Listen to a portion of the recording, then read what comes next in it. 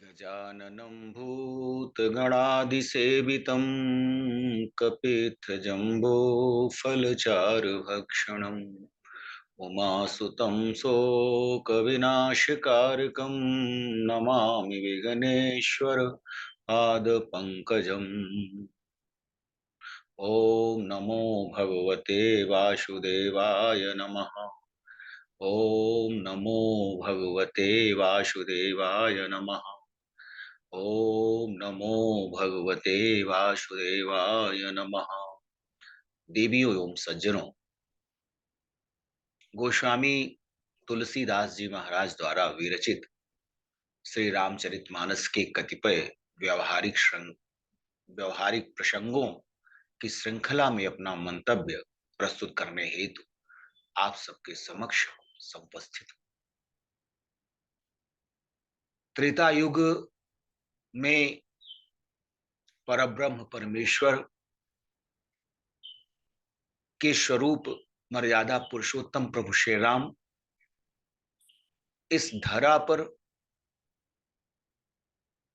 अधर्म के समन हेतु और धर्म की पुनर्स्थापना हेतु प्रकट होते हैं। दशरथ नंदन मर्यादा पुरुषोत्तम प्रभु श्री राम लंकाधिपति रावण,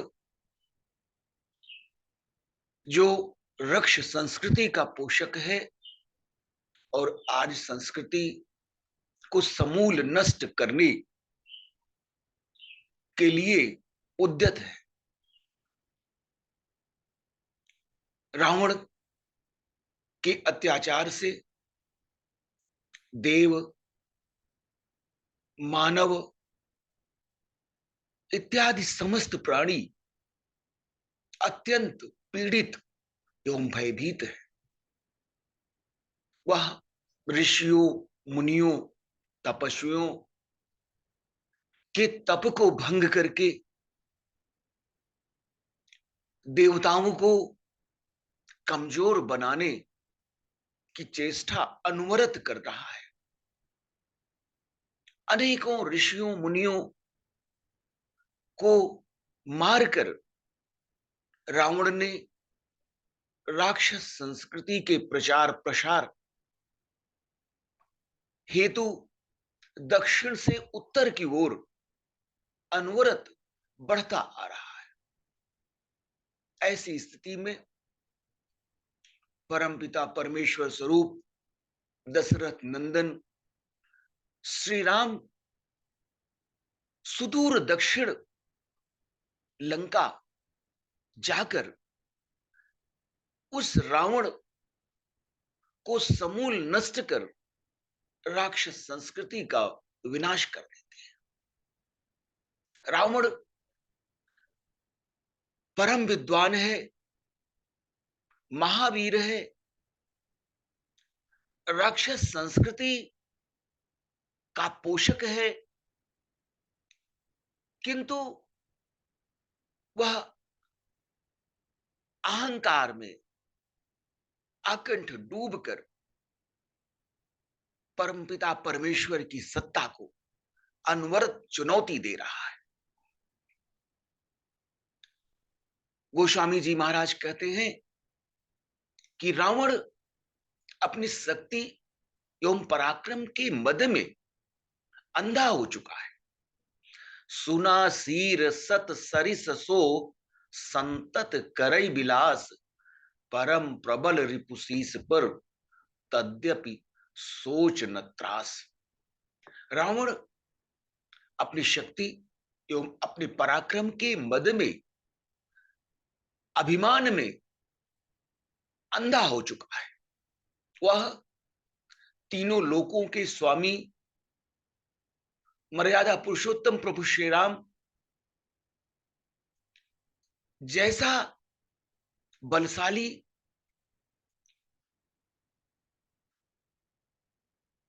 शत्रु को अपने समक्ष पाने पर भी किसी भी प्रकार के भय अथवा चिंता से चिंतित नहीं है।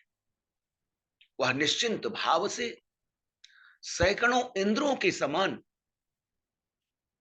अपने भोग विलास में आकंठ डूबा हुआ है। उसे अपने सामने खड़े काल का कोई भय नहीं है। रावण महाज्ञानी है, महान तपस्वी है, भविष्य दृष्टा है और महाबली है, किंतु उसके आचरण राक्षस प्रवृत्ति के हैं।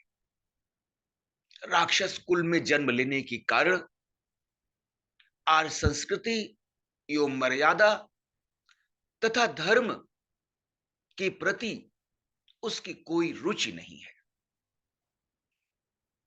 अपने अहंकार के कारण, धर्म विरोधी कृत्य करने के कारण वह मर्यादा पुरुषोत्तम प्रभु श्री राम की कृपा से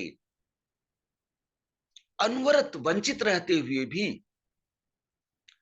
शत्रु भाव से उनका स्मरण कर मोक्ष का परम अधिकारी बन गया। उसने अपनी मुक्ति के लिए ज्ञान और भक्ति का मार्ग न चुनकर शत्रुता एवं विरोध का मार्ग चुन लिया।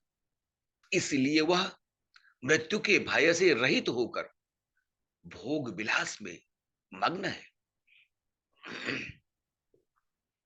किंतु प्रभु श्री राम जी भी जिस प्राणी पर कृपा करना चाहते हैं उसके अहंकार को छल पल भर में नष्ट विनष्ट कर देते हैं। रावण के अहंकार को, रावण के मद को पुरुषोत्तम श्री राम अपने एक ही बाण में नष्ट कर देते हैं। छत्र मुकुट ताटंक स्तब हते एक ही बाण, सबके देखत मही परे मरम न को जान। रावण का अहंकार नष्ट करने के लिए प्रभु श्री राम जी ने एक ही बाण से रावण के समक्ष उसके सभासदों के समक्ष रावण द्वारा धारित छत्र मुकुट एवं मंदोदरी के कर्णफूल को काट दिया और इस घटना का भेद कोई नहीं जान सका। मंदोदरी रावण की अर्धांगिनी अत्यंत पातिव्रत नारी है। वह भयभीत हो उठी, किंतु रावण का अहंकार उसके भय पर भारी पड़ गया और रावण इस घटना को एक सहज घटना मानकर भयमुक्त बैठा रहा। रावण महान प्रतापी, कुशल योद्धा तथा राजनीति का पुरोधा है। राजनीति के सारे उपांगों साम दाम दंड एवं भेद का ज्ञाता है। अपनी भीरुता प्रदर्शित कर वो अपनी सेना का मनोबल नहीं गिराना चाहता। रावण हठी भक्त है, इसीलिए प्रभु श्री राम जी को मानव रूप में अवतार लेकर 14 वर्ष वनवास स्वीकार कर माता सीता के हरण की भूमिका निर्धारित कर रावण का उद्धार करना पड़ा। यही विधि करत विनोद बहु, प्रात प्रगट 10 कंध, सहज यसंक लंकपति, सभा गयौ मदयंध। महान ज्ञानी रावण इस प्रकार अपने अहंकार के कारण अज्ञानता का आवरण ओढ़े हुए रात्रि भर मनोविनोद करता रहा। सवेरा होने पर स्वभाव से निडर एवं अपने बल का अहंकार पाले हुए वो अपने सभा भवन में जाता है और अपने समीप आए संकट को भापकर भी, जानकर भी अनजान बनते हुए अपने सभासदों से परामर्श करता है। मर्यादा पुरुषोत्तम प्रभु श्री राम रावण के वध के लिए, राक्षस संस्कृति के समूल नाश के लिए मानव स्वरूप धारण करते हैं, क्योंकि ब्रह्मा द्वारा रावण को वरदान स्वरूप मनुष्य के हाथ से मृत्यु सुनिश्चित किए जाने के कारण उस परमपिता परमेश्वर को मानव स्वरूप धारण करना पड़ा। और आज संस्कृति की रक्षा के लिए, सनातन धर्म की रक्षा करने के लिए राक्षस संस्कृति को समूल नष्ट करना पड़ा।